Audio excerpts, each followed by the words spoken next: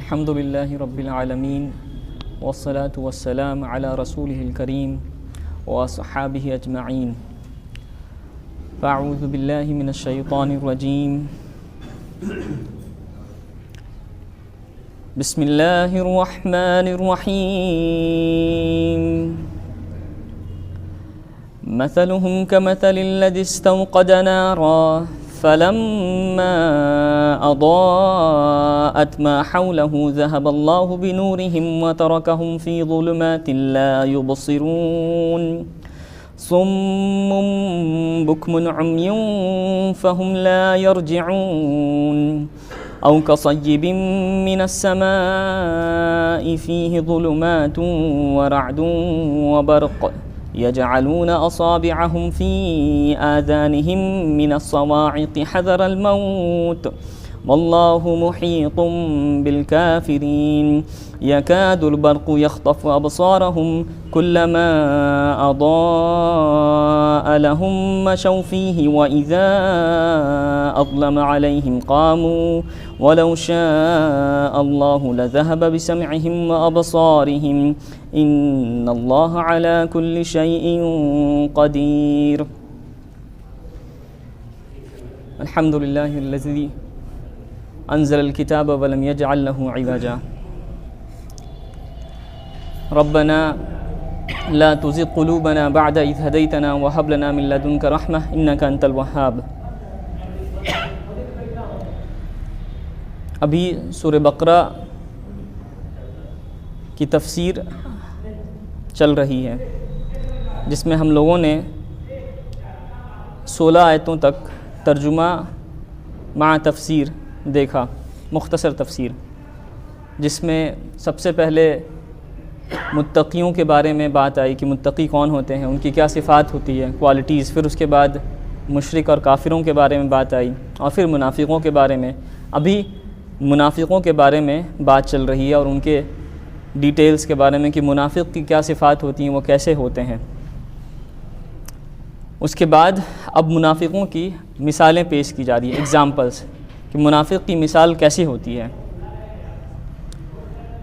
ابھی آپ کے سامنے آیت نمبر 17 سے لے کر کے 20 تک کی تلاوت کی گئی سورہ بقرہ کی، ان کا ترجمہ اس طرح سے ہے۔ ان کی مثال منافقوں کی اس شخص کی مانند ہے، اس شخص کے جیسے ہے جس نے اندھیری رات میں آگ جلائی اور جب اس کے آس پاس کی چیزیں روشن ہو گئیں تو اللہ نے ان کی روشنی سلب کر لی، یعنی چھین لی، اور ان کو اندھیرے میں چھوڑ دیا۔ اب وہ کسی چیز کو بھی نہیں دیکھ سکتے، وہ بہرے ہیں، گونگے اور اندھے ہیں، اب وہ واپس نہ ہوں گے۔ یا ان منافقوں کی مثال آسمان سے برسنے والی بارش کی طرح ہے جس میں اندھیریاں، گرج اور بجلی کی چمک ہے۔ کڑک اور گرج کی وجہ سے موت سے ڈر کر اپنی انگلیاں کانوں میں ڈال لیتے ہیں، اور اللہ تعالیٰ کافروں کو گھیرنے والا ہے۔ قریب ہے کہ بجلی کی چمک ان کی بینائی اچک لے جائے، یعنی ان کی آنکھ کی روشنی چھین لے۔ جب بجلی اپنی روشنی ڈالتی ہے تو وہ اس میں چل پڑتے ہیں، اور جب اندھیرا ہو جاتا ہے تو وہ کھڑے کے کھڑے رہ جاتے ہیں۔ اور اگر اللہ چاہتا تو ان کے کانوں کے سننے کی طاقت، آنکھوں سے دیکھنے کی طاقت چھین لیتا۔ بے شک اللہ تعالیٰ ہر چیز پر قدرت رکھنے والا ہے۔ جیسے کہ پہلے بھی بات آئی کہ اللہ تعالیٰ نے متقیوں کے بارے میں، کافروں کے بارے میں، یہود کے بارے میں اتنی ڈیٹیلز نہیں دی جتنے کہ منافقوں کے بارے میں اللہ تعالیٰ نے ڈیٹیلز دی ہیں۔ اس کے بعد ہم نے یہ بھی دیکھا کہ منافق جو ہے ان کے اندر میں 4 چیزیں ایسی ہوتی ہیں جو ہر منافق میں پائی جاتی ہیں۔ اگر ان میں سے 4 چیزوں میں سے ایک چیز بھی اگر ہمارے اندر ہے تو ہمارے اندر بھی نفاق کی ایک علامت ہے۔ جیسے کہ بات آئی کہ جب امانت اس کے سپرد کر دیا جائے تو خیانت کرے، جب بات کرے تو جھوٹ بولے، جب وعدہ کرے تو وعدہ خلافی کرے، اور جھگڑا کرے تو گالی دے۔ اب یہاں پر جو 2 مثالیں پیش کی گئی ہیں اس میں سے پہلی مثال اس شخص کی طرح ہے کہ اس نے اندھیرے میں چراغ روشن کیا تو اس کا اعتراف روشن ہو گیا۔ یعنی ایک شخص جو ہے وہ اندھیرے میں لائٹ جلاتا ہے، روشنی کرتا ہے، اور اس کے آس پاس کی ساری چیزیں دکھنے لگتی ہیں۔ جو چیز کالی تھی وہ کالی نظر آنے لگی، اور جو چیز سفید تھی سفید نظر آنے لگی۔ اسی طرح منافق کلمہ پڑھ کر اسلام میں داخل ہوئے تو ان کو حق و باطل کا پتہ چلا، یعنی ان کو معلوم ہو گیا کہ حق کیا ہے اور باطل کیا ہے، سچ کیا ہے اور جھوٹ کیا ہے۔ اسلام اور کفر کی حقیقت واضح ہو گئی، اسلام بھی کیا ہے وہ بھی معلوم ہو گیا، واضح ہو گئی، کھل گئی، اور کفر کیا ہے وہ بھی کھل گیا۔ تو منافقوں نے ہدایت چھوڑ کر گمراہی کو اختیار کیا، اسلام کے مقابلے میں کفر کو پسند کیا۔ اب دیکھیے، ایک انسان اگر انجانے میں کوئی غلطی کرتا ہے، بنا سمجھ کر کوئی غلطی کرتا ہے، تو اس کو معافی دے دی جاتی ہے، یا پھر اس کو معاف کر دیا جاتا ہے، یا پھر اس کو وارننگ دے دیا جاتا ہے کہ اس کو معلوم نہیں تھا کہ اس کے قانون کیا ہیں یا پھر اس کے حدود کیا ہیں۔ جیسے اسکولوں میں ہوتا ہے کہ اگر کوئی بچہ پہلی بار کوئی غلطی کرتا ہے تو اس کو بس پنشمنٹ دے کر یا وارننگ دے کر کے چھوڑ دیا جاتا ہے، لیکن ایک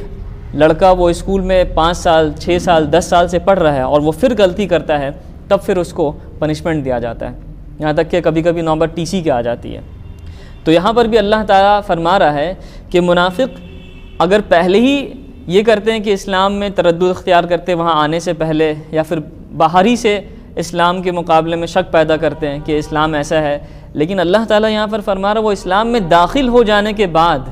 اسلام میں آ جانے کے بعد انہوں نے جان لیا کہ حق کیا ہے اور باطل کیا ہے، کفر کیا ہے اور اسلام کیا ہے، اس کے بعد انہوں نے اسلام کو چھوڑ دیا۔ تب اللہ تعالیٰ نے پہلی جو بات آئی کہ ان کے دلوں میں اللہ تعالیٰ نے مہر لگا دی ہے۔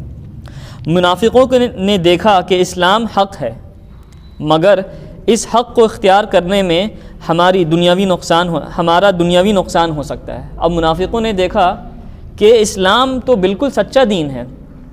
بالکل حق ہے، اس سے سیدھا مذہب کوئی نہیں ہے، لیکن انہوں نے یہ دیکھا کہ ہمارا اس میں نقصان ہو سکتا ہے۔ کیا نقصان ہو سکتا ہے؟ کفار و مشرکین اور یہود سے جو ہماری دوستی ہے اور جو تعلقات ہیں وہ متاثر ہو سکتے ہیں۔ یعنی اگر منافق پورے کے پورے اسلام میں داخل ہو جائیں اور سچے دل سے آ جائیں، تو وہ دیکھتے تھے کہ اگر ہم یہود اور مشرکین کو یہ کہہ دیں کہ ہم تو اسلام قبول کر لیے ہیں سچے دل سے، تو انہوں نے دیکھا کہ اگر ہم ایسا کرتے ہیں تو پھر ان سے جو ہماری دوستی ہے وہ تو ختم ہو جائے گی، وہ ٹوٹ جائے گی، اور ان سے جو فائدہ پہنچ رہا ہے، دنیوی فائدہ پہنچ رہا ہے، وہ ہم کو نہیں ملے گا، جو پروفٹ ہم کو مل رہا ہے وہ نہیں ملے گا۔ لہٰذا ہم کو ایسا حق نہیں چاہیے جس سے ہماری دنیا خراب ہو۔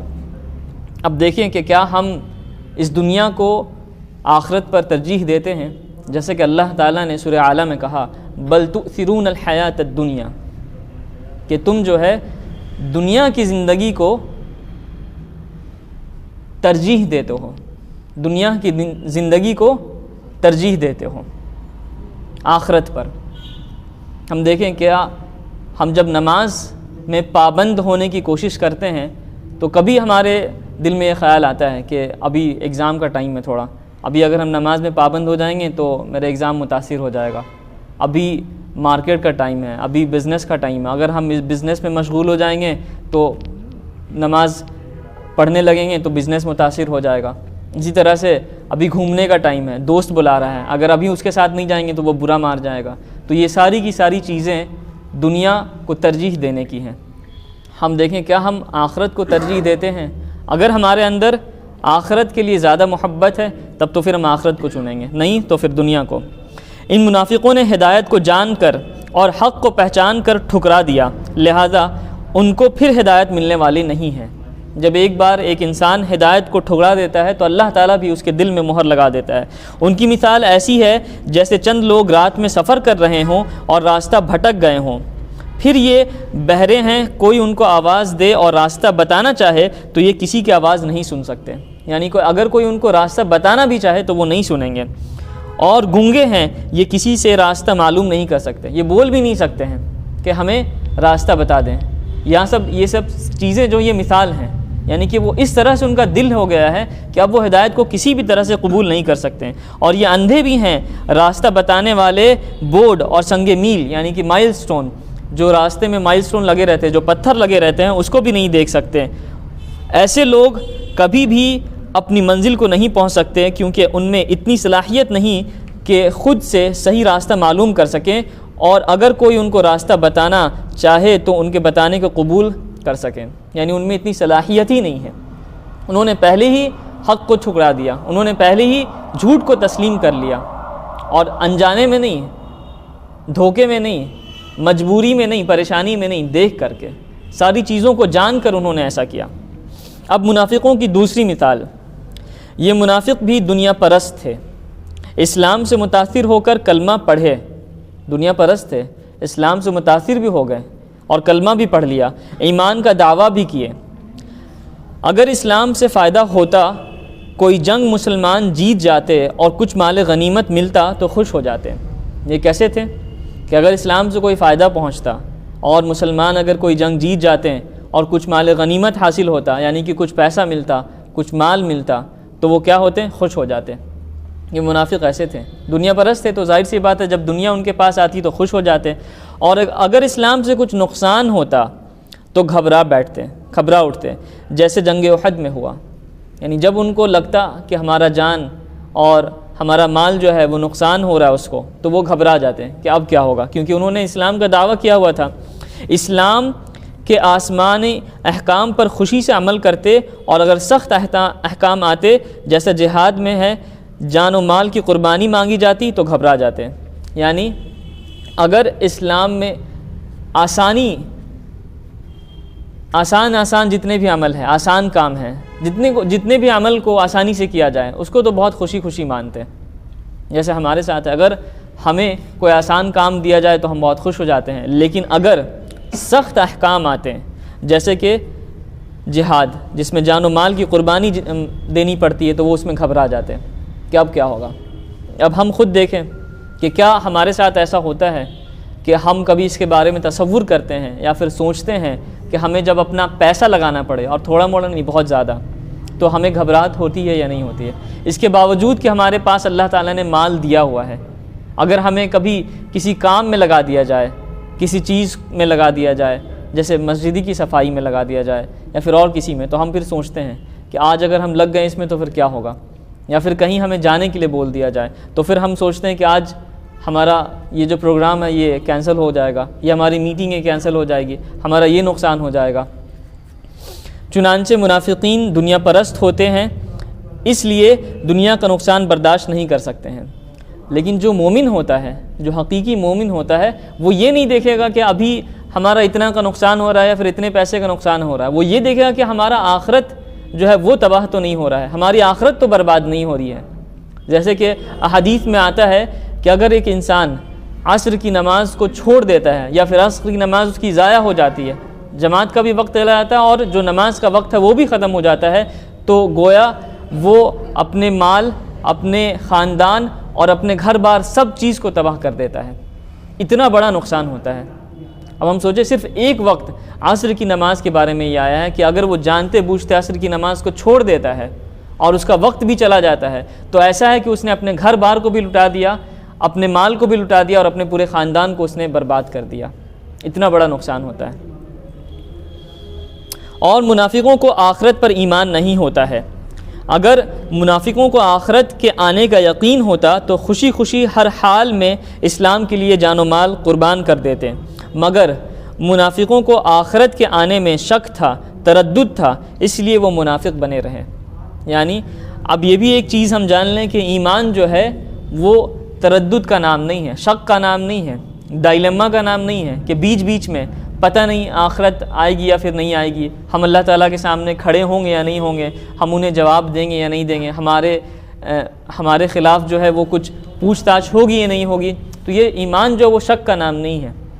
ایمان اور شک بالکل الگ الگ چیزیں ہیں۔ جس کے اندر میں ایمان ہوگا وہ شک سے دور رہے گا، اور جس کے اندر میں شک ہوگا پھر وہ ایمان میں نہیں ہوگا۔ جیسے کہ اللہ کے رسول صلی اللہ علیہ وسلم نے فرمایا کہ دع ما یریبک الی ما لا یریبک، یعنی اگر ہمیں کسی چیز میں شک ہے، ریب اسی سے آتا ہے، تو ہمیں اس چیز کو چھوڑ دینا چاہیے۔ اگر ہمیں لگ رہا ہے کہ پتہ نہیں یہ چیز حرام ہے یا پھر حلال ہے، اب یہ چیز ذبح کی گئی ہے نہیں کی گئی ہے، اس چیز میں گندگی ہے، تو ہمیں چاہیے کہ ہم اس چیز کو چھوڑ دیں، اطمینان ہو جائیں، یقین کر لیں کہ ہاں یہ چیز ہمارے لیے صحیح نہیں ہے، اور اس چیز کی طرف ہم چل جائیں جس میں کوئی شک نہیں ہے۔ اگر ہم چھوڑ دیں گے تو ہمارے لیے پھر وہ اطمینان ہو جائے گا کہ اس میں کوئی شک نہیں ہے۔ تو منافقوں کے بارے میں یہ بات معلوم ہوئی کہ منافق دنیا پرست ہوتے تھے،